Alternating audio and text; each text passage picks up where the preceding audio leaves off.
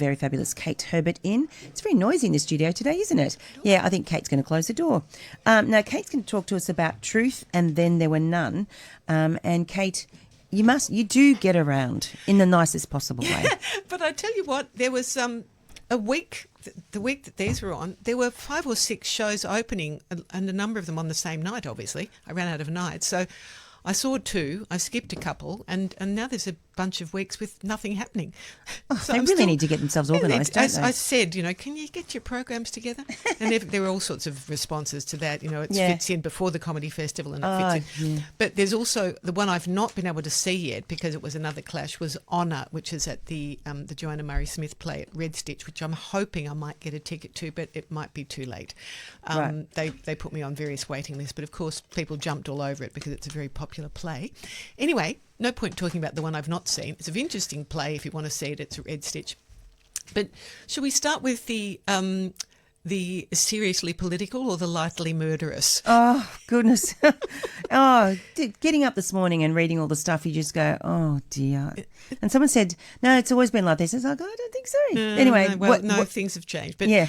So this is, let's start with the lightly murderous then. Okay. So it's the Agatha Christie. Some people may have read the novel, which was called, I think it was called 10 Little Somethings. It's now called And Then There Were None, a word that we're not allowed to use anymore. Then There Were None. It became 10 Little Indians in one of the movies of it, and then it became 10 Little Soldiers in this version. Oh, okay. So it's an Agatha Christie novel. Now, I grew up with, mystery novels, and my mother was an Agatha Christie fan, so I read them all several times, and I've seen the film of this several times. So when at the end they say, now, we just ask you not to tell anyone the ending, I went, excuse me, has no one else seen the film and read the book?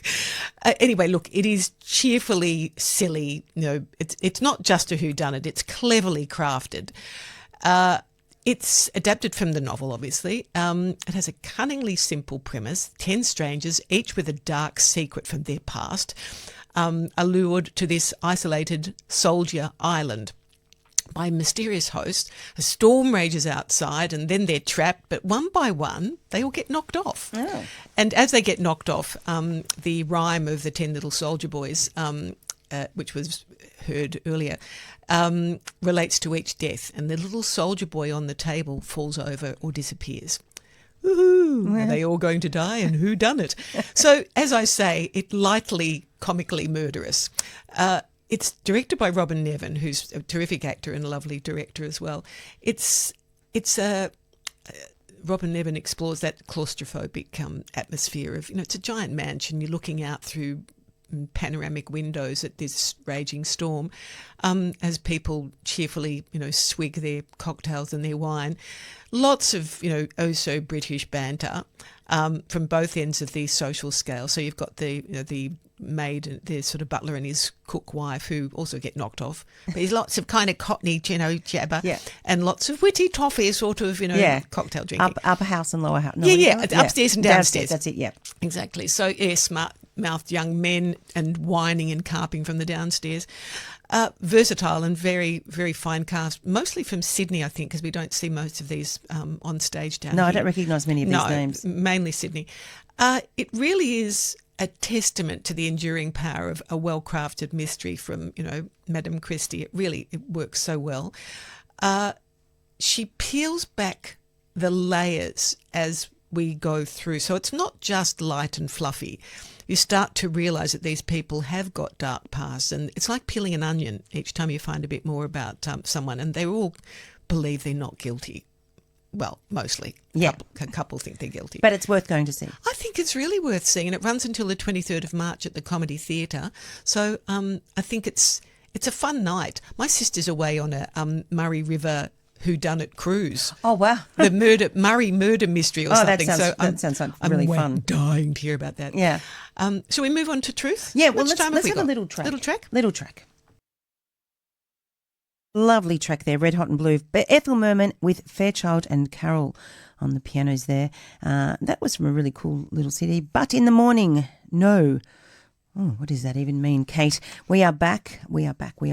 So tell us, truth. That's the next one you're going to Tell me the truth. Tell me the truth. Yes. Which truth would you like? Apparently there seem to be all sorts of truths around at the moment, don't there? Yeah. Oh, Lord, as you said, has the world changed? My American friends are going mad Yeah, I on can their imagine. sites. So let's talk about the play called Truth, which is written by Patricia Cornelius, who has really become a main stage playwright after many years of not being of being considered a sort of fringe. She's won awards and she's been done overseas, and she's won overseas awards. Directed by Susie D, her stalwart companion in play creating. This is at the Malthouse. You've got until what have I done? I've left the date off. I think it's till the 13th or something, another week or more. It's an ambitious examination. I describe it as an examination of whistleblowers and hacktivists, in inverted commas, hackers who become activists, with a focus on the confusing moral landscape that surrounds hacking as a form of political protest, is the way it would be described, I suppose.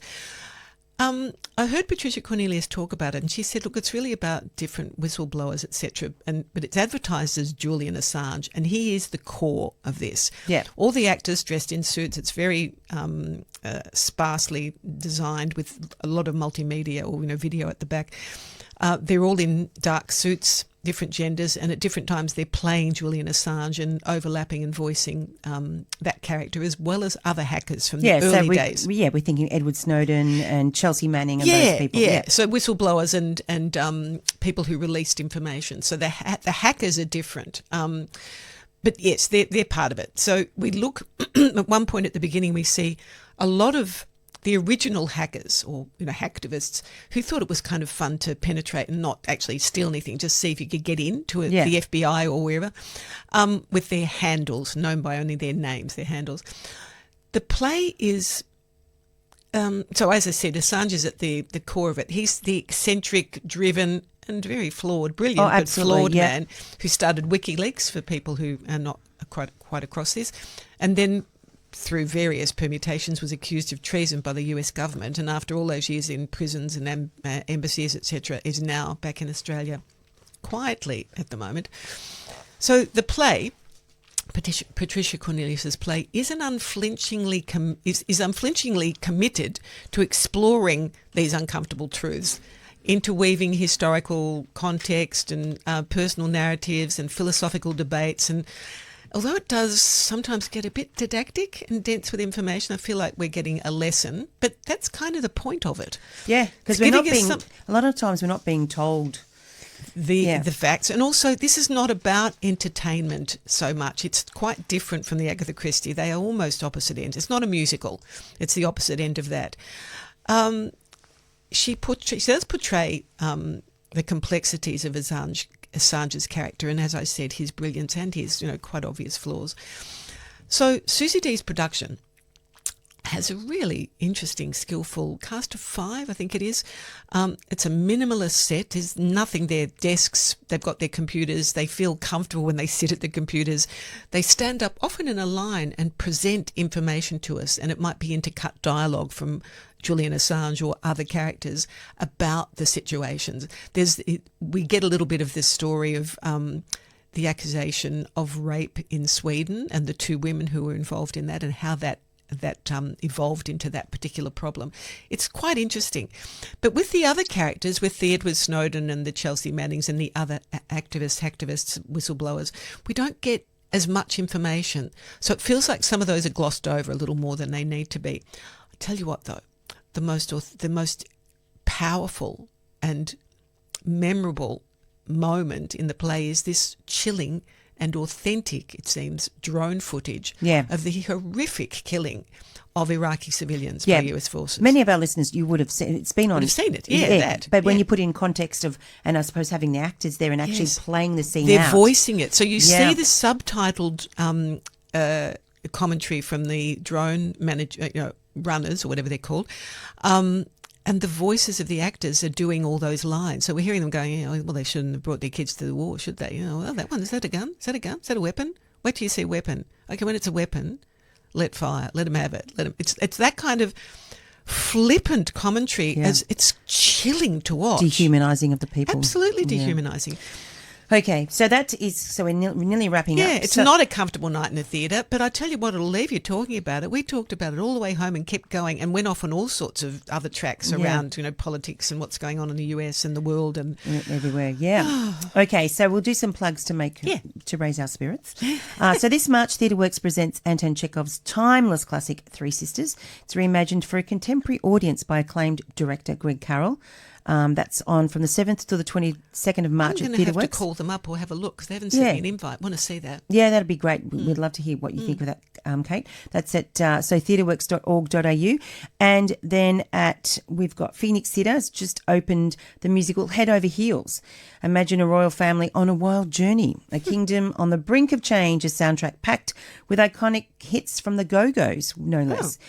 Head Over Heels opened last night and there are 5 more performances on the 1st, 2nd, 6th, 7th and 8th of March. And it's on at the Doncaster Playhouse. That's in Doncaster Road, Doncaster, for those of you that don't know. And for more info and to book, go to Phoenix Theatre Company. That's one word, phoenixtheatrecompany.org. Make sure you don't end up at Phoenix, Arizona, though. Just make sure you're in Australia. So my name is Phillipa Edwards. A big thanks from me and to all our guests, and especially to Kate Herbert for popping in.